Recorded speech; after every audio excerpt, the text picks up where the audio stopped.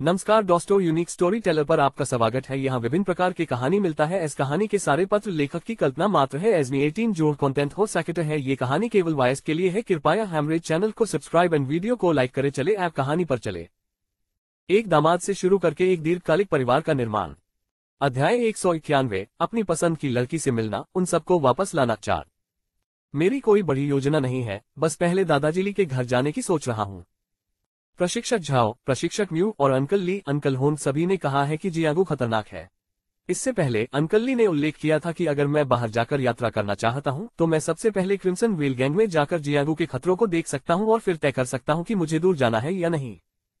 लू पिंगान ने ईमानदारी से कहा, यह अच्छी बात है कि आपके पास यह विचार है। कुछ अनुभव प्राप्त करने के लिए क्रिम्सन व्हेल गैंग में जाना भी एक अच्छी शुरुआत है। यह सुनकर होंग यी ने सहमति में सिर हिलाया। होंग यी और ली फेयू के साथ उनके संबंधों के कारण तीनों परिवारों का एक दूसरे के साथ अधिक संपर्क था। होंग यी की देखरेख में ली फेयू का क्रिम्सन व्हेल गिरोह फल फूल रहा था तथा लगातार रुई मार्क्वेस हवेली के लिए जियांगू मामलों को संभाल रहा था। लू पिंगन के लिए क्रिम्सन व्हेल गैंग में कुछ अनुभव प्राप्त करना बुरा विचार नहीं था। कम से कम उसे कुछ वास्तविक परिस्थितियों का सामना तो करना पड़ेगा, अन्यथा अपने बेटे को बिना किसी उद्देश्य के इधर उधर भटकने देना एक ऐसी बात थी जिसे वह एक पिता के रूप में बर्दाश्त नहीं कर सकता था। पिताजी, मुझे बस माँ के पक्ष से ही बात करनी है। लू पिंगन ने अपना सिर खुजलाया। बोलते समय वह कुछ शर्मिंदा सा लग रहा था। क्या उसे पता चला कि आप यात्रा करना चाहते हैं और उसने आपत्ति जताई है ना? यह सुनकर लैनशू हंस पड़ी। उनकी पत्नी लू लानशू का आचरण एक सभ्य महिला जैसा था और स्वाभाविक रूप से वह अपने बेटे का लड़ाई झगड़े और हत्याओं में शामिल होना नापसंद करती थी। खासकर चूंकि लू पिंगान सबसे बड़ा बेटा था, इसलिए वह हमेशा उम्मीद करती थी कि वह अधिक पढ़ेगा, समाज में खुद को संचालित करना सीखेगा और पारिवारिक मामलों का प्रबंधन करेगा। शुरुआत में उसने बच्चे को मार्शल आर्ट का अभ्यास करने की अनुमति देने के लिए सहमति व्यक्त की थी, क्योंकि लैनशू ने कहा था कि सभी बच्चे अपने शरीर को मजबूत करने और स्वास्थ्य बनाए रखने के लिए प्रशिक्षण ले रहे हैं। अन्यथा वह लू पिंगन को मार्शल आर्ट प्रशिक्षण में तल्लीन करने के लिए अनिच्छुक होती। मैंने पहले भी माँ से इस बारे में बात की थी। उन्होंने न सिर्फ मना कर दिया बल्कि यह भी कहा कि मैं अब जवान नहीं रही और मुझसे पूछा कि मैं सिस्टर जुए के बारे में क्या सोचती हूँ। लेकिन मैंने हमेशा सिस्टर जुएर को ऐसे देखा है जैसे वह मेरी अपनी बहन हो। लू पिंगन ने असहाय महसूस करते हुए कहा। जिस बहन जुएर का उन्होंने उल्लेख किया था उसका नाम ली जुएर था, जो ली फेयू की पुत्री थी। वह लू पिंगन से 2 साल छोटी थी, सौम्य और समझदार थी और लू लानशू की भी पसंदीदा थी। इसलिए वह भी चाहती थी कि यह युवती उसकी बहू बने। हालांकि तुम्हारी माँ भी सही कहती है, तुम सचमुच अब जवान नहीं रहे। लैनशू ने उसकी थोड़ी को सहलाया और कहा, इस दुनिया में 16 साल की उम्र में शादी होना सामान्य माना जाता था। हालांकि ली जुएर अभी भी छोटी थी, लेकिन लैनशू ने चीजों को शुरू करने के लिए इस मामले को पहले ही उठा लिया था। पापा, यह सुनकर लू पिंगन का चेहरा तुरंत उतर गया। ठीक है, मैं थोड़ी देर में उससे तुम्हारी माँ के बारे में बात करूंगी। हालांकि ये सच है कि आप इन चीजों पर विचार करने के लिए पर्याप्त उम्र के हो गए हैं। अगर आपको जुए पसंद नहीं है तो कोई बात नहीं, आखिरकार आप दोनों एक साथ बड़े हुए हैं।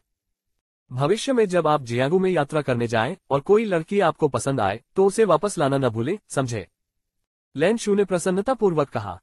यद्यपि उसके बच्चों के बच्चे भी उसके लिए लाभ लेकर आएंगे। वह सिस्टम उपलब्धि पुरस्कार के लिए भी पात्र हो सकता है। लेकिन लैनशू अपने बच्चों पर शादी करने और बच्चे पैदा करने के लिए दबाव नहीं डालेगा। यदि वे इच्छुक हो तो ये सर्वोत्तम होगा। वह उन्हें पर्याप्त सहायता और पर्याप्त पुरस्कार देगा। यदि वे ऐसा नहीं करना चाहते थे तो वह उन पर दबाव नहीं डालते थे, बल्कि चीजों को अपने स्वाभाविक तरीके से चलने देते थे। हाँ पिताजी। अपने पिता को भी इस मामले पर बोलते देख लू पिंगान के चेहरे पर निराशा के भाव उभर आए, मानो वह हताश हो गया हो। इतना निराश मत हो पिताजी, तुम्हें मजबूर नहीं कर रहे हैं, बस एक अच्छे मैच को हाथ से जाने मत देना। चलो मैं तुम्हारी माँ से बात करता हूँ। लैनशू ने अपने बेटे को इस हालत में देखकर लड़के के सिर पर स्नेहपूर्ण किंतु चिढ़कर थपथपाया। उन्हें अचानक उन माता पिता की भावनाएं समझ में आ गईं जो अपने बच्चों पर शादी करने का दबाव डालते हैं। यदि लू पिंगन की अभी शादी नहीं हो रही होती तो वह जल्दबाजी या चिंता में नहीं होता। आखिरकार वह अभी भी युवा था। उनके कई बच्चे भी थे। लेकिन यदि उसके बच्चे बड़े हो जाएं और उसके केवल 1 या 2 बच्चे हों तो निश्चित रूप से वह थोड़ा चिंतित होगा। कुछ ही देर बाद वे दोनों पिछवाड़े में आ गए। लानशू। लैनशू ने अपनी पत्नी लू लानशू की ओर देखा। लू लानशू भी उसकी ही उम्र का था। उनकी शादी को अब लगभग 17 साल हो चुके थे। हालांकि वह उतनी युवा नहीं दिखती थी जितनी वह दिखता था, अभी भी 20 की उम्र में। उसने सौंदर्यवर्धक अमृत का सेवन किया था और लंबे समय तक स्पिरिट राइस के पोषण के कारण उसकी त्वचा गोरी और कोमल थी। उसका चेहरा कमल के फूल के समान कोमल और सुंदर था, जो समय के प्रभाव से अपेक्षाकृत अछूता था। उसका शरीर भी पतला और सुंदर था तथा ऐसा कोई संकेत नहीं था कि उसने 3 बच्चों को जन्म दिया है। मेरे स्वामी पिंगान। लू लांशु अपने पति और बेटे को देखकर शान से आगे बढ़ी। उसके बाल बड़े करीने से सजे हुए थे तथा उनके किनारे पर जेड रंग का हेयरपिन लगा हुआ था। हल्के फिरोजा रंग के महलनुमा गाउन में सजी वह गरिमामय शालीनता का आभास दे रही थी। लैंशु की पत्नी के रूप में वह लू निवास के कई मामलों का प्रबंधन करने लगी थी, जिससे राजसी लालित्य का माहौल विकसित हो गया था। लांशु, मुझे पहले से ही पता है कि पिंग आन के बारे में क्या चिंता है। वह अब जवान नहीं रहा। चूंकि वह बाहर जाकर दुनिया देखना चाहता है तो उसे इसकी इजाजत दी जानी चाहिए। लैंशु ने अपनी पत्नी की ओर देखा, उसका हाथ पकड़ा और गर्मजोशी से बोला। वह अपनी पत्नी की भावनाओं को समझता था। उन्हें उम्मीद थी कि लू पिंगान को परिवार का धर्मनिरपेक्ष व्यवसाय विरासत में मिलेगा। ये सुनकर लू लांशु ने तुरंत अपने बेटे को घूरा, जिससे लू पिंगन ने अपना सिर नीचे कर लिया और अपनी मां की ओर देखने में असमर्थ हो गया। उसने अपने होंठ काटे और कहा, महाराज, मैं सचमुच पिंगान के चरित्र को लेकर निश्चिंत नहीं हो सकती। अगर वह बाहर चला गया तो कौन जाने वहां लड़ाई और हत्याओं के बीच क्या होगा। लू पिंगान को बाहर जाने देने में उनकी अनिच्छा केवल इसलिए नहीं थी क्योंकि वह चाहती थी कि उनका बेटा जल्दी से घर बसा ले और पारिवारिक व्यवसाय संभाल ले, बल्कि इसलिए भी क्योंकि वह जानती थी कि उसका बेटा कैसा है, उसका फायदा उठाना आसान है और बाहरी दुनिया के लिए वह बहुत भोला है। लांशु, मैं समझता हूं कि तुम कैसा महसूस कर रहे हो। तुम आशा करते हो कि पिंग एन सुरक्षित और स्वस्थ रहे। मैं भी चाहता हूं कि पिंग एन हमेशा सुरक्षित रहे, इसीलिए मैंने इसी इरादे से उसका नाम चुना। लेकिन एक बाज को अंततः अकेले ही आकाश की ओर उड़ान भरनी होती है, रसातल हवाओं और लहरों का सामना करना पड़ता है। ये बड़े होने का एक अनिवार्य हिस्सा है। हालांकि पिंगान इन अनुभवों से बच सकता है, लेकिन अगर वह इनका सामना करने को तैयार है तो यह अच्छी बात है। इस तरह मैं भविष्य में उन पर अधिक जिम्मेदारियां सौंप सकता हूं। लैंशु ने अपनी पत्नी से बात करते हुए धीरे से मुस्कुराया। थोड़ी अनौपचारिक बातचीत के बाद लू लांशु ने अंततः सहमति में सिर हिलाया। हालांकि उसके लिए उसे छोड़ना बहुत कठिन था। अगर लैंशु बोलती तो वह विरोध जारी नहीं रख सकती थी। आखिरकार लैंशु परिवार का मुखिया था। लू निवास के पीछे के प्रांगण में प्रशिक्षण मैदान। यह एक निम्न स्तरीय आक्रमण तावीज है। इसे अपनी सच्ची क्यूई से सक्रिय करें, फिर इसे लक्ष्य की ओर दागे। लू चांगशेंग ने ताबीजों का एक ढेर निकाला और अपने बेटे लू पिंगन को उनके उपयोग से परिचित कराया। चूंकि बच्चा दूर यात्रा करने वाला था, इसलिए एक पिता होने के नाते उसने स्वाभाविक रूप से कुछ आत्मरक्षा के उपाय तैयार कर लिए थे। ये भी एक कारण था कि उन्होंने जाने से पहले लू पिंगन को मार्शल डाओ इन्नेट तक पहुंचने में मदद की। एक बार मार्शल डाओ इन्नेट प्राप्त हो जाने पर एक मार्शल कलाकार की सच्ची क्यूई प्रथम श्रेणी के मध्य श्रेणी और निम्न श्रेणी के तावीजों को भी सक्रिय कर सकती है। हाँ पिताजी। ये सुनने के बाद लू पिंगन ने एक अग्नि बुलेट तावीज लिया और अपनी सच्ची क्यूई के साथ इसे सक्रिय किया। तुरंत ही ताबीज आग की गोली में बदल गया और आगे स्थित लोहे के लक्ष्य की ओर चला गया। एक धमाके के साथ आग की गोली के प्रहार से लोहे का लक्ष्य पिघल गया। हिस, कितनी जबरदस्त ताकत है। अगर यह आग की गोली मुझे लग जाए तो मुझे डर है कि मैं राख हो जाऊंगा। लू पिंगन को आग की गोली की शक्ति पर आश्चर्य हुआ। उसकी आंखें सदमे से भर गईं। वह जानता था कि किसान बहुत ही दुर्जय होते हैं, लेकिन उसने पहले कभी किसी किसान की ऐसी पद्धति नहीं देखी थी। अब एक साधारण ताबीज की शक्ति देखकर वह आश्चर्यचकित हुए बिना नहीं रह सका। इसलिए जब आप बाहर हो और किसी किसान से सामना हो तो आपको बहुत सावधान रहना चाहिए। यदि आप किसी साधक से मिले और कोई प्राणघातक शत्रुता न हो तो आप किंजू पर्वत का नाम भी ले सकते हैं, लू चांगशेंग ने कहा। हालांकि किंजू पर्वत केवल एक फाउंडेशन स्थापना परिवार था। ऐसे खेती करने वाले परिवारों की धर्मनिरपेक्ष दुनिया में अभी भी एक निश्चित प्रतिष्ठा थी। पहले की तरह होंगी ने भी किंजू पर्वत की प्रसिद्धि के बारे में सुना था। पिताजी, मैं समझता हूँ। लू पिंगान ने गंभीरता से सिर हिलाया। यह एक अग्नि मेघ तावीज है। इस तावीज का उपयोग करते समय आपको बहुत सावधान रहना चाहिए, अन्यथा खुद को घायल करना आसान है। यह एक कायाकल्प प्रतीक चिन्ह है। यदि आप घायल हैं तो आप रक्तस्राव रोकने और घावों को ठीक करने के लिए कायाकल्प प्रतीक चिन्ह का उपयोग कर सकते हैं। यह एक लकड़ी की ढाल वाला तावीज है जो रक्षा के लिए लकड़ी की ढाल में बदल सकता है। यह एक विंडवॉकिंग तावीज है। अगर आपको कोई खतरा आता है तो आप इसे खुद पर या अपने घोड़े पर तेजी से आगे बढ़ने के लिए इस्तेमाल कर सकते हैं। इस प्रकार के तावीज रक्षात्मक और सहायक श्रेणी के होते हैं। ये आपको नुकसान नहीं पहुंचाएंगे, इसलिए आपको इतना सतर्क रहने की जरूरत नहीं है। लू चांगशेंग ने अपने बेटे को शेष प्रकार के तावीजों के बारे में बताया और उसे उनके प्रभावों को याद रखने की याद दिलाई। पिताजी, ये सारे ताबीज, क्या ये बहुत महंगे नहीं हैं? लू पिंगान ने अपने पिता के पास ताबीजों का मोटा ढेर देखा, शायद 40 या 50 शीटें, तो उसने पूछा। हालांकि उन्हें खेती के बारे में ज्यादा समझ नहीं थी। वह कभी कभी उस दुनिया से जुड़े लोगों से बातचीत करते थे और जानते थे कि खेती की सामग्री बहुत कीमती है। क्या तुम भूल गए हो कि तुम्हारे पिता एक तावीज मास्टर हैं? लू चांगशेंग ने अपने बेटे के सिर पर थपथपाया। लू पिंगन द्वारा प्रत्येक प्रकार के ताबीज का उपयोग करने का अभ्यास करने और उनके प्रभावों को समझने के बाद लू चांगशिंग ने उसे कई शीशियां और बर्तन सौंपे। उनमें घाव भरने, ऊर्जा पुनः भरने आदि के लिए अमृत मौजूद थे। यद्यपि वे कृषकों के लिए कुछ भी नहीं थे, वे सभी धर्मनिरपेक्ष दुनिया के खजाने थे। इस पेंडेंट का शांत और सुरक्षात्मक प्रभाव है। याद रखो, अगर यह पेंडेंट अपने आप सक्रिय हो जाए तो तुम्हें तुरंत भाग जाना चाहिए, समझे? ये नर्म कवच ब्लेड या भाले से अभेद्य है और इसका सुरक्षात्मक प्रभाव भी है। इसे हर समय अपनी त्वचा पर पहने रखना याद रखें। लू चांगशिंग ने फिर 2 जादुई कलाकृतियां निकाली। ये दोनों कलाकृतियां भी उन कलाकृतियों में से सावधानीपूर्वक चुनी गई थी जिन्हें उन्होंने पहले रेड लीफ वैली मार्केट से प्राप्त किया था। उसने अधिक नहीं दिया, इसलिए नहीं कि वह ऐसा करने के लिए अनिच्छुक था। इसका एक कारण ध्यान आकर्षित न करना था। इन दोनों कलाकृतियों को शरीर पर पहना जा सकता था और दूसरों को इसकी जानकारी भी नहीं होती थी। इसके अलावा अधिकांश जादुई कलाकृतियों को सक्रिय करने के लिए मन की आवश्यकता होती है। मार्शल कलाकार जादुई कलाकृतियों का प्रयोग नहीं कर सकते थे। इन दोनों का होना ही काफी था। धन्यवाद पिताजी। लू पिंगन ने अपने सामने बैंगनी जेड पेंडेंट और रेशमकीट के मुलायम कवच को देखा। उसके चेहरे पर खुशी झलक रही थी। मुझे धन न दिखाने के सिद्धांत पर विस्तार से बताने की आवश्यकता नहीं है ना? लू चांगशिंग ने बात की। पिताजी निश्चिंत रहें, मैं ये बातें समझता हूँ। लू पिंगान ने अपनी समझ व्यक्त करने के लिए सिर हिलाया। चलो तुम्हारे अंकल होन के यहाँ से एक अच्छा घोड़ा चुनते हैं, लू चांगशिंग ने अपने बेटे से कहा। इसके बाद वे रूई मार्क्वेस हवेली गए, जहां उन्होंने होंगी से मुलाकात की और बातचीत की। उन्होंने अपने बेटे लू पिंगान और अपने बेटे लू वयू के बारे में बात की और होंगी से व्यवस्था करने को कहा। ये शब्द सुनकर होंगी ने स्वाभाविक रूप से खुशी के साथ प्रत्येक अनुरोध पर सहमति व्यक्त की। आधे महीने से अधिक समय तक रूई प्रांत में रहने और विभिन्न पारिवारिक मामलों को सुलझाने के बाद लू चांगशिंग अंततः बाय लिंग को किंगजू पर्वत पर वापस ले गया। 2 महीने बाद रेड लीफ वैली मार्केट। एक गुफा आवास के अंदर लू चांगशिंग और जियो जियू ने दोहरी खेती पूरी की। जल्दी से आना।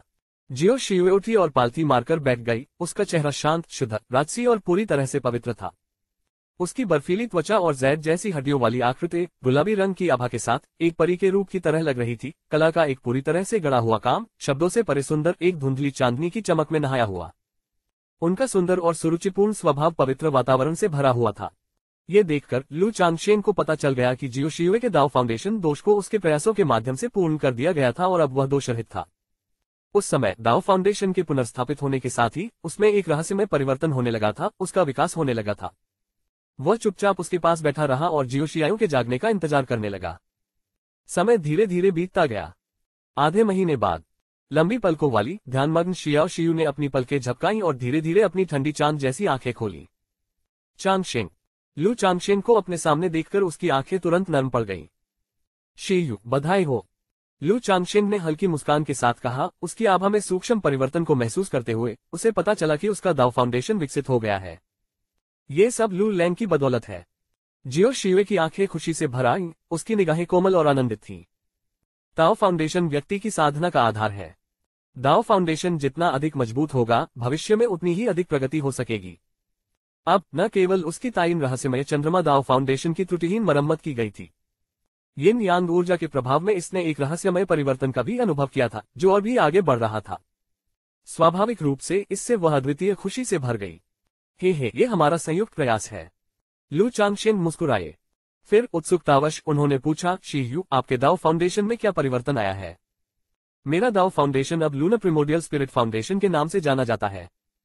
यह मुझे प्रकृति की आध्यात्मिक ऊर्जा को तीव्र गति से अवशोषित करने और परिष्कृत करने की अनुमति देता है, और मैं अपने मूल स्रोत का उपभोग करके प्रकृति की आध्यात्मिक ऊर्जा को चंद्रमन में परिवर्तित कर सकता हूं, जिससे मेरी स्वयं की पुनःपूर्ति हो सके।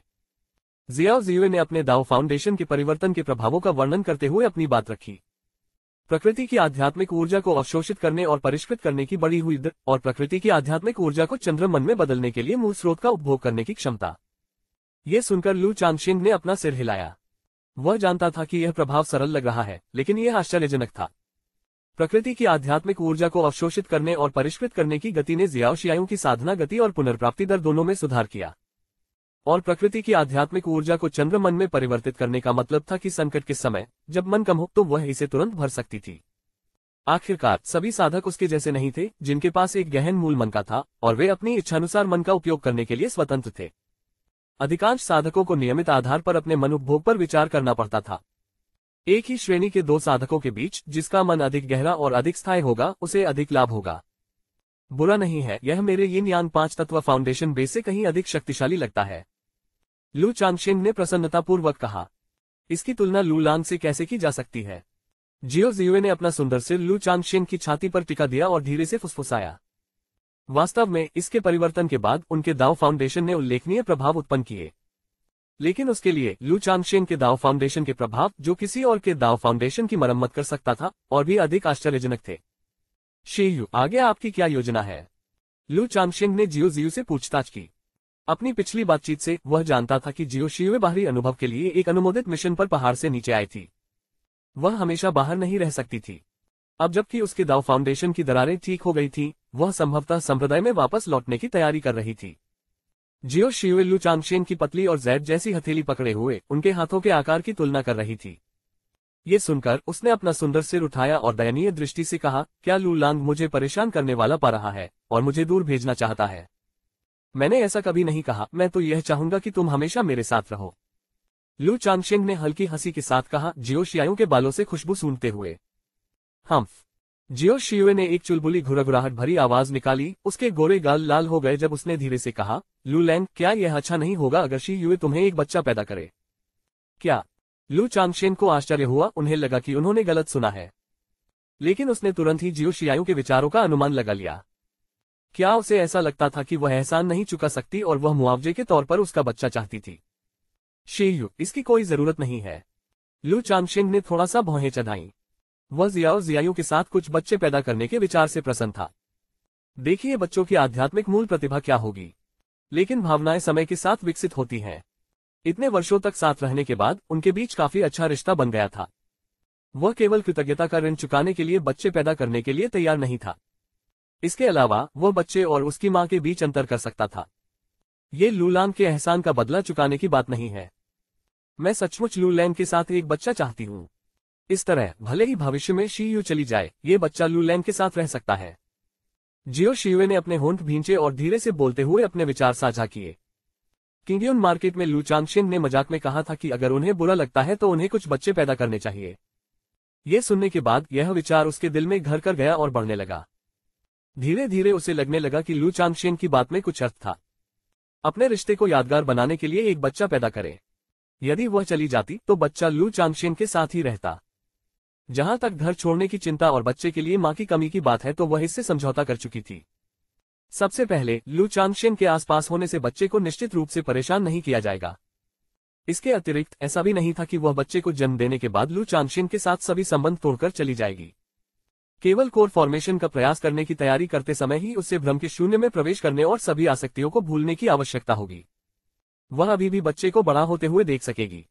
इसके अलावा अपने सभी अनुभवों के बाद वह यह मानने लगी कि सभी लगावों को भूल जाने का मतलब यह नहीं है कि प्रेम और स्नेह को पूरी तरह त्याग दिया जाए। शीयू, अगर तुम्हारा बच्चा हुआ तो क्या तुम्हारा मालिक तुम्हें दोषी नहीं ठहराएगा? लू चांगशेन ने अपनी चिंता व्यक्त की। बच्चा पैदा करना महिला साधकों के लिए कोई बहुत बड़ी समस्या नहीं थी, हालांकि इसका उन पर महत्वपूर्ण प्रभाव पड़ा। गर्भावस्था के 3 महीने बाद खेती करना लगभग असंभव हो जाएगा। बाद के चरणों में यह उनके साधना स्तर को प्रभावित करेगा, जिससे वे कमजोर अवस्था में आ जाएंगे। और बच्चे को जन्म देने के बाद उन्हें लगभग 1 वर्ष तक अपनी महत्वपूर्ण ऊर्जा पुनः प्राप्त करने की आवश्यकता होगी। यद्यपि इसका प्रभाव नगण्य प्रतीत हो सकता है, किसानों के लिए इसकी प्रकृति अलग थी। आखिरकार जन्म देने की उत्तम आयु ही साधना के लिए भी सर्वोत्तम आयु होती है। यदि उनके कई बच्चे हैं तो उस समय को व्यर्थ माना जा सकता है। खोए हुए समय की भरपाई के लिए बहुत प्रयास की आवश्यकता होगी। और लू चांगशेन को लगा कि उसका स्वामी उसे एक साधारण कारण से दोषी ठहराएगा। इस संसार में गुरु और शिष्य का रिश्ता माता पिता के समान बहुत घनिष्ठ होता है। कोई भी माता पिता जो अपने बच्चे को उज्जवल भविष्य के साथ अचानक बच्चा पैदा होते देखता है, असंतोष महसूस कर सकता है, विशेषकर किंगयुन संप्रदाय जैसे अमर संप्रदाय के भीतर। ये सिर्फ बच्चा पैदा करने के बारे में नहीं था, लेकिन ये शिष्य के हृदय में साधना और सांसारिक आसक्ति के बारे में भी है। हम इसे अपने मालिक से गुप्त रखेंगे, जियो शियायू ने कहा। उसकी आंखें झुकी हुई थीं और उसकी आवाज थोड़ी दोषी थी। उसने अपने स्वामी युन वानशान को इस मामले के बारे में बताने की हिम्मत नहीं की। आखिरकार उसने पहले ही दृढ़ता से शपथ ले ली थी कि वह लू चांगशेन के साथ सभी संबंधों से मुक्त हो सकती है। यदि मास्टर को पता होता कि मैं कितनी गहराई में गिर चुकी हूं, कि मैं लू चांगशेन से एक बच्चा भी पैदा करने वाली हूं, तो मैं कल्पना भी नहीं कर सकती कि वह क्या करती। यदि मास्टर जी भी मुझ पर बहुत अधिक स्नेह करती हैं, तो भी वे शायद क्रोधित होंगी। हे, अगर तुम्हारे मालिक को पता चल गया तो क्या होगा? लू चांगशेन ने मुस्कुराते हुए जियो शियाओ की ओर देखा और कहा, अगर आप नहीं चाहते तो भूल जाइए। जियो शियाओ ने घुरघुराहट के साथ जवाब दिया। ये शब्द कहने के लिए उसे बहुत साहस की आवश्यकता पड़ी। इतने वर्षों की प्रतीक्षा के बाद उसने लू चांगशेन को ये बताने के लिए उस दिन तक इंतजार किया जब तक कि उसकी दाव फाउंडेशन की पूरी तरह से मरम्मत नहीं हो गई। इच्छुक, मैं स्वाभाविक रूप से इच्छुक हूँ। लू चांगशेन ने हल्के से हंसते हुए धीरे से नीचे झुककर जियो शियाओ के होठों को पकड़ लिया। अब जबकि उसने अपनी भावनाएं इतनी स्पष्टता से व्यक्त कर दी थीं, तो उसे कोई आपत्ति नहीं थी। एक बच्चा होने से उसके और जियाओ जियू के बीच एक और बंधन जुड़ जाएगा, एक और चिंता। इसके बाद लू चांगशेन ने अपना अधिकांश समय होंगे बाजार में बिताया और खुद को जियाओ शियाओ को समर्पित कर दिया। शायद क्योंकि दोनों ही फाउंडेशन एस्टेब्लिशमेंट कल्टीवेटर्स थी, इसलिए गर्भवती होना अधिक कठिन था। 1 महीने से अधिक प्रयास के बाद भी कोई प्रतिक्रिया नहीं हुई। कोई अन्य विकल्प न होने पर लू चांगशेन को अपनी गुप्त तकनीक 5 समुच्चय प्रसार विधि का सहारा लेना पड़ा। गर्भधारण की संभावना बढ़ाने के लिए पुरुष भी इस गुप्त विधि का प्रयोग कर सकते हैं। महिलाएं भी अपनी संभावनाओं को बढ़ाने के लिए इसका अभ्यास कर सकती हैं। दोनों भागीदारों द्वारा एक साथ खेती करने से स्वाभाविक रूप से प्रभाव दोगुना हो जाएगा। चांगशेन, मुझे लगता है कि मैं गर्भवती हूँ। और इस प्रकार 1 और महीने के प्रयास के बाद जियो शियाओ ने गर्भावस्था के लक्षण महसूस किए और खुशी से लू चांगशेन को बताया, हम गर्भवती हैं। उसके शब्दों पर लू चांगशेन के चेहरे पर तुरंत खुशी झलक उठी। जियो शियाओ के पास चतुर्थ श्रेणी आध्यात्मिक मूल और चंद्र प्रकाश आत्मा शरीर था और वह एक फाउंडेशन स्थापना साधक भी था। वह भी एक फाउंडेशन स्थापना साधक थे जिनके पास 5वीं श्रेणी का आध्यात्मिक मूल और एक गेंगजन आत्मा शरीर था। ऐसी परिस्थितियों में संभावना अधिक थी कि बच्चा असाधारण रूप से प्रतिभाशाली होगा। इसलिए जियो शियाओ के गर्भ में पल रहे बच्चे के बारे में वह कुछ उम्मीदें पालने से खुद को नहीं रोक सका। वह बच्चे द्वारा उन्हें आश्चर्यचकित करने वाली चीजें लाने की प्रतीक्षा कर रहे थे। बहुत बढ़िया शियू, अब से अपना बहुत ख्याल रखना। क्या तुम्हें कुछ खास खाना है? लू चांगशेन ने गर्मजोशी से कहा। मुझे पता है। लू चांगशेन को इतना खुश और उत्साहित देखकर जियो जियो अपने खूबसूरत चेहरे पर थोड़ी नाराजगी भरी मुस्कान दिखाने से खुद को रोक नहीं सकी। उसने मन ही मन सोचा कि लू चांगशेन सचमुच बच्चों से प्यार करता है। आमतौर पर जब वे साथ होते थे तो वह उसे इतना रोमांचित और उत्साहित शायद ही कभी देखती थी। इसके बाद लू चांगशेन ने कुछ समय जियो शियाओ के साथ बातचीत में बिताया और कुछ प्रसवपूर्व देखभाल युक्तियों का उल्लेख किया। वह उसे गुफा से बाहर ले गया ताकि वह सड़कों पर घूम सके और आराम कर सके। आखिरकार अब जब वह गर्भवती थी तो शारीरिक और मानसिक स्वास्थ्य दोनों को बनाए रखना आवश्यक था। एक द्वितीय श्रेणी के तावीज मास्टर के रूप में अब समय आ गया है कि मैं इसे बताऊं। जियो शियाओ के साथ समय बिताने के बाद लू चांगशेन ने तावीज बनाने में अपनी प्रगति पर विचार किया। उसे लगा कि अब सही समय आ गया है। अब चूंकि जियो शियाओ गर्भवती थी, उसे इस मामले पर अधिक विचार करने की आवश्यकता थी और इसमें और देरी करने का कोई मतलब नहीं था। द्वितीय श्रेणी का तावीज मास्टर होने से अभिनय अधिक सुविधाजनक हो जाएगा। इसके तुरंत बाद लू चांगशेन लू परिवार की आध्यात्मिक तावीज की दुकान पर गए। लू मियाओगे के साथ बातचीत और कुछ बातचीत के बाद वह ताबीज कक्ष में प्रवेश कर गया और ताबीज बनाना शुरू कर दिया। काफी देर बाद लू चांगशेन हाथ में एक नया तैयार किया हुआ द्वितीय श्रेणी का ताबीज लेकर ताबीज कक्ष से बाहर निकला। उसके चेहरे पर उत्साह और खुशी के भाव थे। बहन मियाओगे, मैंने ये कर दिखाया। मैंने सफलतापूर्वक द्वितीय श्रेणी का ताबीज तैयार कर लिया है। लू चांगशेन ने कहा। उनका चेहरा खुशी और उत्साह से चमक उठा। उन्होंने अपने पास रखे द्वितीय श्रेणी के ताबीज को निरीक्षण के लिए लू मियाओगे को सौंप दिया। एक दूसरे दर्जे का ताबीज। चांगशेन, आप सफल हो गए हैं। लू मियाओगे, उसकी नाजुक और कोमल आकृतियां पहले तो दंग रह गईं, फिर उत्साह से चमक उठी। वह हमेशा लू चांगशेन की ताबीज बनाने की प्रगति पर नजर रखती थी। ये जानते हुए कि वह द्वितीय श्रेणी का ताबीज मास्टर बनने से सिर्फ एक कदम दूर है, उसे पूरा विश्वास था कि वह ये कदम उठा सकता है। लेकिन अब ये सुनकर कि लू चांगशेन द्वितीय श्रेणी के ताबीज मास्टर बन गए हैं, अभी भी अवास्तविक सा महसूस हो रहा था, जिससे अदम्य उत्साह और खुशी पैदा हो रही थी। आखिरकार प्रथम श्रेणी और द्वितीय श्रेणी के बीच का अंतर एक खाई की तरह था, जो कि क्यूई शोधन और फाउंडेशन स्थापना के बीच के अंतर के समान ही विशाल था। अब इस खाई को पार करके प्रथम श्रेणी से द्वितीय श्रेणी के ताबीज मास्टर तक पहुंचने के बाद वह उसकी पत्नी कैसे रोमांचित नहीं होगी। चांगशेन, मुझे हमेशा से पता था कि तुम ये कर सकते हो, कि तुम इसे कर पाओगे। लू मियाओगे ने कोमलता और प्रेम से भरी चमकती आंखों से लू चांगशेन को देखा। इस बार तो यह महज संयोग था, लेकिन मुझे विश्वास है कि समय के साथ मैं इस द्वितीय श्रेणी के थंडर फायर टेलिस्मैन में पूरी तरह से महारत हासिल कर लूंगा। लू चांगशेन ने कहा। उनकी आवाज में आत्मविश्वास झलक रहा था। वह भी अब तक अपने आप को कुछ हद तक सफल मान चुका था। यदि वह बहुत विनम्र बने रहे और हमेशा भाग्य की बात करते रहे तो ये झूठा लगेगा। हाँ, मुझे विश्वास है कि तुम ये कर सकते हो चांग शेंग। मैं जाकर परिवार के मुखिया, चौथे बुजुर्ग और हमारे पूर्वजों को इस खबर के बारे में बताऊंगा, लू मियाओगे ने उत्साह से कहा। द्वितीय श्रेणी के तावीज मास्टर तक आगे बढ़ना एक ऐसी घटना थी जो पूरे किंजू पर्वत के लिए उत्सव का विषय थी। मैं कुछ दिनों में किंजू पर्वत पर वापस आ जाऊंगा, तो जब समय आएगा तो मैं खुद दादी को बता दूंगी, लू चांगशेंग ने मुस्कुराते हुए कहा। वह द्वितीय श्रेणी के तावीज मास्टर के रूप में अपनी पदोन्नति के बारे में सुनकर चौथे एल्डर की भावनाओं की कल्पना कर सकता था। बूढ़े व्यक्ति को हमेशा उस पर विश्वास था और वह उस दिन का उत्सुकता से इंतजार करता था जब वह द्वितीय श्रेणी का तावीज मास्टर बन जाएगा। ठीक है, बेहतर होगा कि आप दादी को व्यक्तिगत रूप से बताएं। लू मियाओगे ने सिर हिलाया, उसका चेहरा अभी भी खुशी से चमक रहा था। वह ये भी जानती थी कि चौथे बुजुर्ग ये समाचार सुनकर बहुत खुश होंगे। एक बार जब उसने अपनी भावनाओं को शांत कर लिया तो उसने लू चांगशेन के हाथों में द्वितीय श्रेणी के थंडर फायर तावीज की जांच शुरू कर दी। ताबीज पर रेखाएं उतनी सुचारू रूप से नहीं बनाई गई थी जितनी बनाई जा सकती थी, तथा आध्यात्मिक शक्ति थोड़ी अस्थिर थी जिससे ये थोड़ा खुरदुरा प्रतीत होता था। लेकिन यह वास्तव में एक वास्तविक द्वितीय श्रेणी का तावीज था। लू मियाओगे ने उसे अपने हाथों में पकड़ लिया, बार बार उसे देखती रही। जितना अधिक वह देखती उतनी ही खुश होती। अपनी पत्नी को ऐसा देखकर लू चांगशेन को अपने दिल में गहरी संतुष्टि महसूस हुई।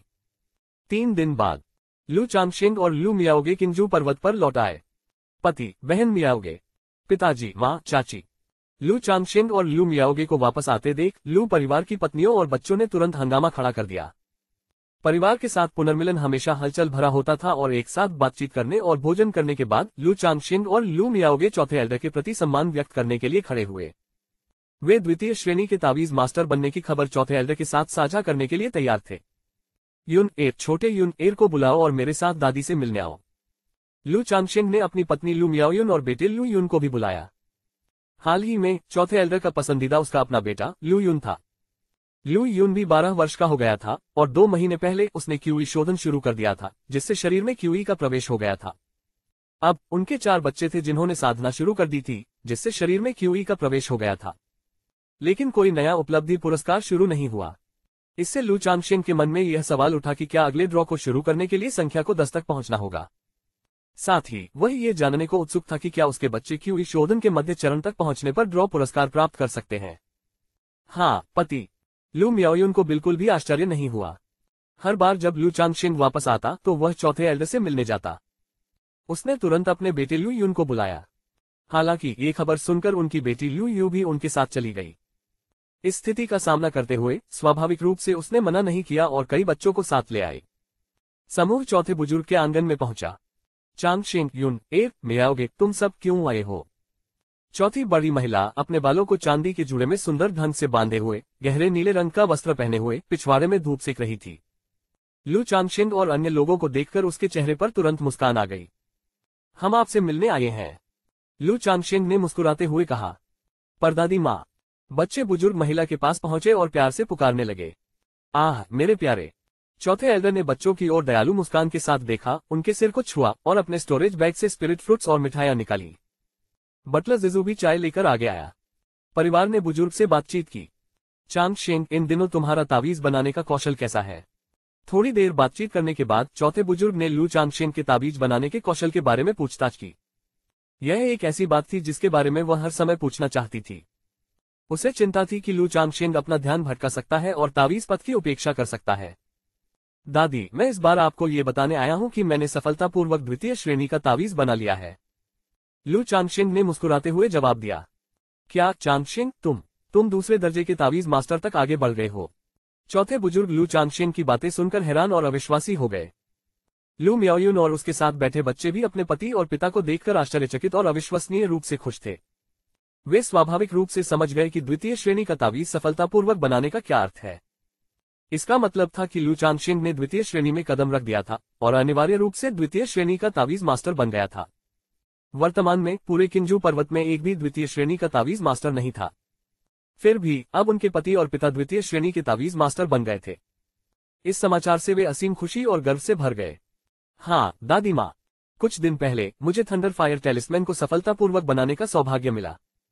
तो बहन मियाओगे के साथ बाजार का काम निपटाने के बाद मैं आपको ये खबर बताने के लिए वापस आया हूँ, लू चांगशेन ने अपने सामने बैठे बुजुर्ग से कहा। बोलने के बाद उन्होंने चौथे एल्डर को जांच के लिए थंडर फायर तावीज सौंप दिया, जिसे उन्होंने सफलतापूर्वक तैयार किया था। चौथे एल्डर ने थंडर फायर तावीज को अपने हाथों में ले लिया और बड़ी रुचि के साथ उसका सावधानीपूर्वक निरीक्षण किया। कई युवा, हालांकि उन्हें समझ नहीं आया, लेकिन उत्सुक थे और उन्होंने तावीज को देखा। उन्होंने इससे पहले कभी द्वितीय श्रेणी का तावीज नहीं देखा था। अच्छा। चांग शेंग, तुमने दादी को निराश नहीं किया है। कुछ देर तक ताबीज की जांच करने के बाद चौथी बुजुर्ग ने गहरी सांस ली और बार बार अपनी स्वीकृति व्यक्त की। उसका चेहरा खुशी से चमक रहा था और वह अपनी खुशी को रोक नहीं पा रही थी। अपनी उम्र में वह पहले ही बहुत कुछ देख चुकी थी और छोड़ चुकी थी। अब भी उनके मन में केवल परिवार की समृद्धि और उनके वंशजों की उपलब्धियां ही थीं। लू चांगशेन को उनके पोते के रूप में अपने पोते की तरह ही माना गया था और वह उनसे बहुत अधिक अपेक्षाएं रखती थी। अब यह देखकर कि उसके प्यारे पोते ने द्वितीय श्रेणी के तावीज मास्टर का पद प्राप्त कर लिया है, वह सचमुच दिल की गहराइयों से प्रसन्न हो गई। यह आपके निरंतर मार्गदर्शन के लिए भी धन्यवाद है, दादी, साथ ही द्वितीय श्रेणी की विरासत और तावीज बनाने पर आपकी दी गई टिप्पणियों के लिए भी। अन्यथा चांगशेंग इतनी जल्दी इस मुकाम तक नहीं पहुंच पाता। लू चांगशेंग ने मुस्कुराते हुए कहा, हे, तुम्हें दादी माँ की चापलूसी करने की जरूरत नहीं है, ये अच्छे शब्द बोलकर आप इस मुकाम तक पहुंचे हैं, ये पूरी तरह आपके अपने प्रयासों और प्रतिभा की बदौलत है। दादी माँ जो मदद दे सकती हैं, वह सीमित है। चौथे बुजुर्ग ने हंसते हुए कहा। वह स्वाभाविक रूप से जानती थी कि लू चांगशेंग उसकी चापलूसी कर रहा था। आखिरकार उन्होंने लू मियाओगे को मार्गदर्शन देने और पढ़ाने में कभी कंजूसी नहीं बरती थी। शुरुआत में उसने लू मियाओगे पर और भी अधिक प्रयास किया था। फिर भी लू चांगशेंग की तुलना में लू मियाओगे का कोई मुकाबला नहीं था। क्या आपने परिवार के मुखिया को इस मामले के बारे में बताया है? चौथे बुजुर्ग ने ऊंची आवाज में पूछा। अभी नहीं, सिस्टर मियाओगे और मैं अभी कुछ देर पहले ही लौटे हैं और आपको खबर बताने के लिए सीधे यहाँ आए हैं, लू चांगशेंग ने उत्तर दिया। चांगशेंग, यह आपकी बहुत विचारशीलता है। ऐसे खुशी के अवसर की सूचना परिवार के मुखिया और बुजुर्गों को भी दी जानी चाहिए, ताकि परिवार एक भव्य उत्सव मना सके। चौथी बुजुर्ग महिला ने अपने पोते का हाथ पकड़ते हुए संतुष्टि भरे चेहरे के साथ कहा। अब जबकि परिवार ने द्वितीय श्रेणी के तावीज मास्टर को जन्म दे दिया था, वे इसे गुप्त नहीं रखेंगे। एक भव्य उत्सव का आयोजन किया जाना था। शायद एक भव्य समारोह भी आयोजित किया जाए, जिसमें पड़ोसी परिवारों को आमंत्रित किया जाए तथा परिवार की प्रतिष्ठा बढ़ाने के लिए दूर दूर तक खबर फैलाई जाए। इसके लिए भव्य उत्सव मनाना थोड़ा ज्यादा लगता है। ये सुनकर लू चांगशेंग ने मुंह में ऐंठन के साथ कहा।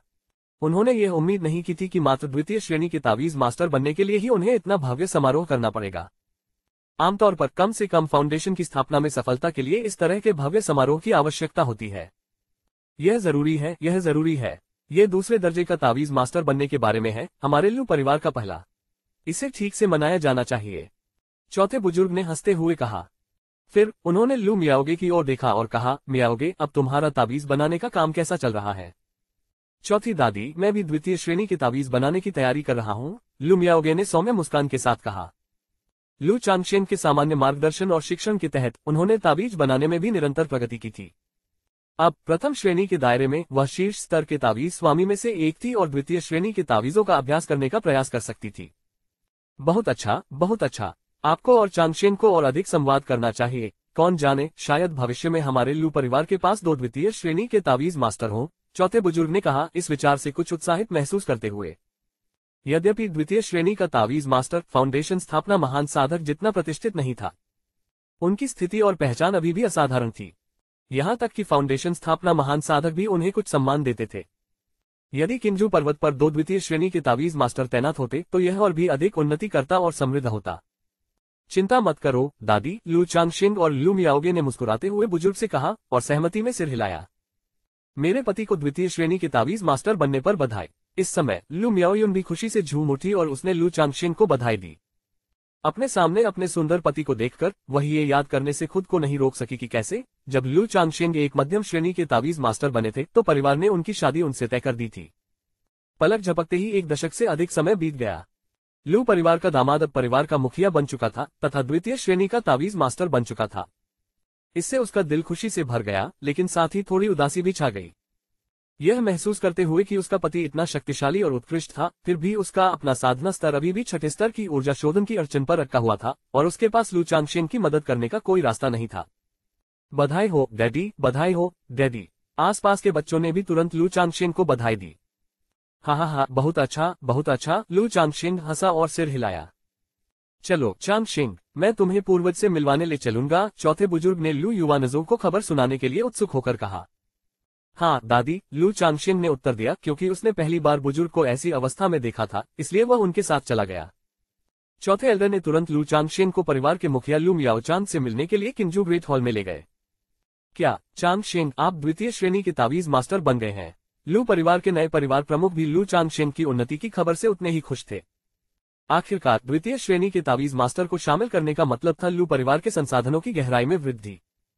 इससे न केवल लू परिवार की स्पिरिट टेलिस्मैन दुकान का व्यवसाय बेहतर होगा, लेकिन इससे उनकी बाह्य प्रतिरोधक क्षमता भी बढ़ेगी। इसके अलावा वे द्वितीय श्रेणी के तावीज मास्टर लू चांगशेन के माध्यम से परिवार की सेवा करने के लिए कुछ तावीज मास्टर अतिथि बुजुर्गों को आकर्षित कर सकते थे। तुरंत ही वह लू युवानजोग को संदेश भेजने के लिए रोमांचित और उत्साहित हो गया। इस फाउंडेशन स्थापना पूर्वज लू युवानजोग ने अपना अधिकांश समय किंजू घाटी में एकांत में साधना करते हुए बिताया।